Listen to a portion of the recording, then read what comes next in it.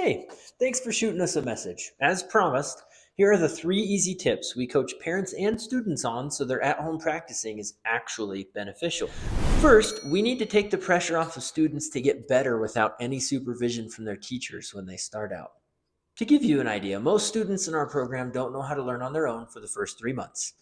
And most students not in our program don't learn how to learn for years. Yet, it's their job to make progress between lessons. If your teacher is constantly nagging you about not practicing and getting better, and all they do is go over the same stuff every week because you don't practice, you need a different teacher.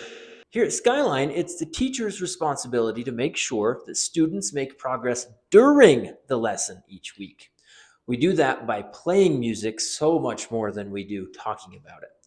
We have students that don't touch their instrument between lessons and they still show great improvement as long as they come to class.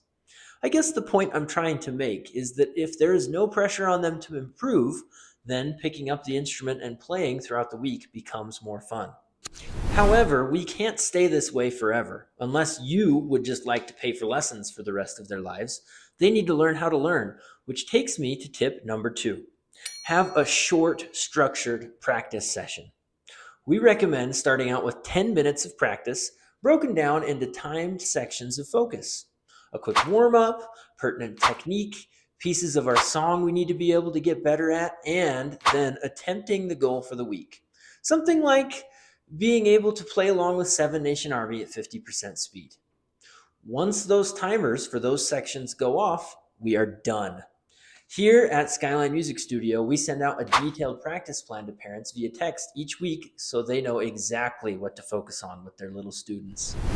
Last but not least, we need to reframe practice for both you and your little one. It's not a battlefield, it should be a fun part of their day. In the wonderful book Atomic Habits, James Clear talks about the idea of habit stacking, pairing a new habit we'd like to build with another part of our day, probably a good part of our day.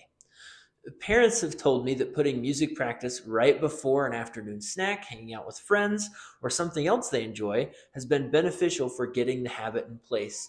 Again, try not to pressure them, but work it in so that they feel rewarded for building a good habit. So, if you try our 3 tips, what can you expect? Well, the first 4 to 6 weeks are all about building the habit. Students won't know how to improve throughout the week, so our lesson plans will be mostly about reviewing what we went over in class. So, if we practice at all during this time frame, it's a win, even if we don't get any better from week to week. The next 4 to 6 weeks, we extend the practice time and give them little manageable goals to tackle on their own instead of in lessons. And after that, they will be just about ready to learn things on their own. Oh, and one last thing. There's a difference between practicing and playing. Playing happens when you're playing music you're already good at, usually puts a smile on your face. Practicing happens when you are learning something you aren't good at yet. A great way to get burned out is by spending too much time practicing and not enough time playing. If this is helpful, let us know. And if you'd like to upgrade your lessons in addition to your practice routine, we'd be happy to help. Shoot us a message to book your progress assessment.